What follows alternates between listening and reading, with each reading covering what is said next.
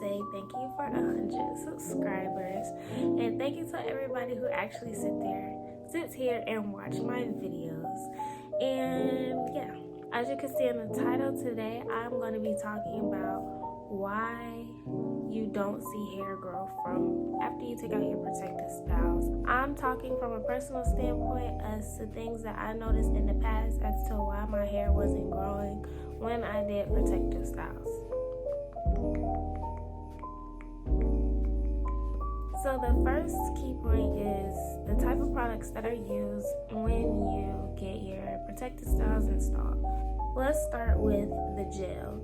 The type of gel you use when you get your protective styles installed to make your braids clean as possible is important. It's important that you use like a gel like Shining Jam, anything around that nature like Let's Jam, things like that, because those type of products, when it gets warm, it kind of melts.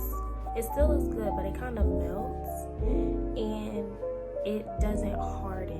When you use gels that harden, like Edge Booster, that even stuff, if you use it on your actual, it's okay to use it on your edges, like don't get me wrong, to flick your edges and all that, but if you use it on the actual root of your hair, say for instance you're getting knotless braids, when you go to take down your hair, it'll be hardened. For example, when I did some large knotless braids sometime last year, I wanted to try something new and use this Edge Booster pomade stuff. It comes in this like brown container.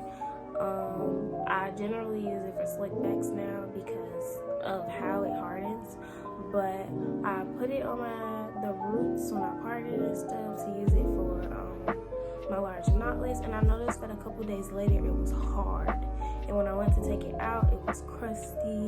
A whole bunch of my hair came out while I was taking it down, and it was just not pretty. I was pretty upset because I don't like unnecessary hair coming out of my head when I take off protective styles.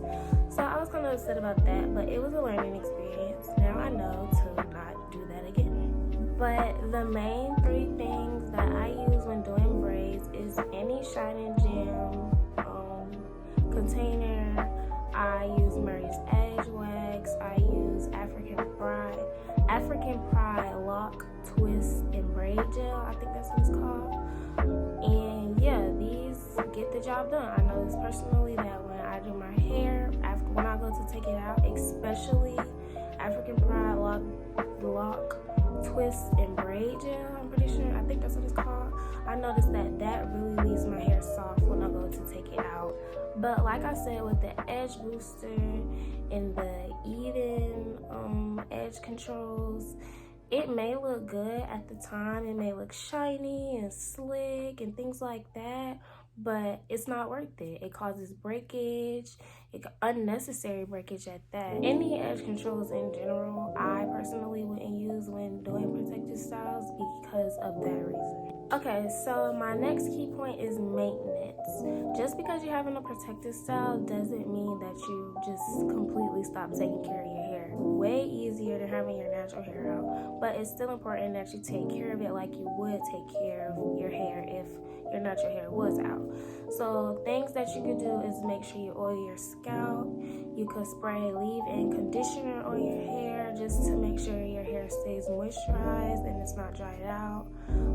Make sure you wear a headscarf when you go to sleep, satin preferably, because satin locks in the moisture when you go to sleep, and because especially if you have cotton pillowcases, it'll dry out your hair and absorb all the moisture that you did put in your hair. So satin bonnets and scarves are essential to wear because of the moisture that it locks in. Not only does wearing headscarves and bonnets lock in moisture, they keep your hair looking good for longer than they would if you was just going to sleep and not wrapping your hair up. My last key point is your takedown method. Of course, it makes sense. If you're having braids, cut below where your hair is. Even if you can't see it, you know where your hair stops. So just cut like, okay, so if I was to take these out, I would probably cut right here. Just because this point, when it's cut right here, I can see that it'll be most easier for me to take out. I'm pretty sure nobody starts from the ends because that would just take as long as it took to put the braids in.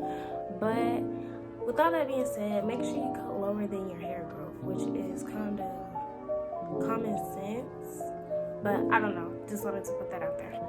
Secondly, while you're taking out your braids, make sure you finger detangle as you go, because it'll be 9 times out of 10 product buildup will be where your braid is, so you have to make sure you separate that, and this reduces breakage and shedding and things, unnecessary shedding and things like that, because the hair naturally sheds. So yeah, but I found it easier to do this when I take out my braids because it definitely helps with the detangling process, which I'm going to talk about next. So after you finger detangle, and all your braids are out, it's important to put your hair into sections and use a detangling product to comb it out before you actually go to wash your hair.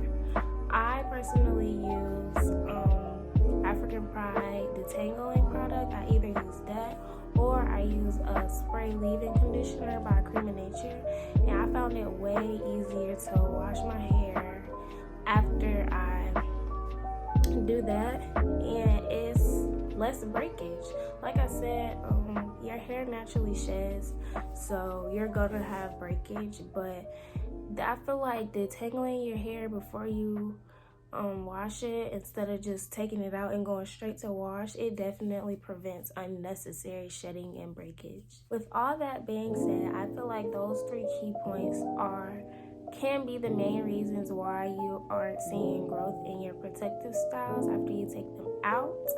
And my only tip is to be gentle with your hair. Your hair is fragile. I feel like it's the most fragile part of your body.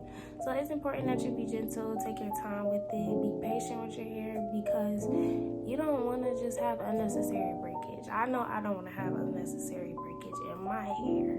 But yeah, that's all I have for this video.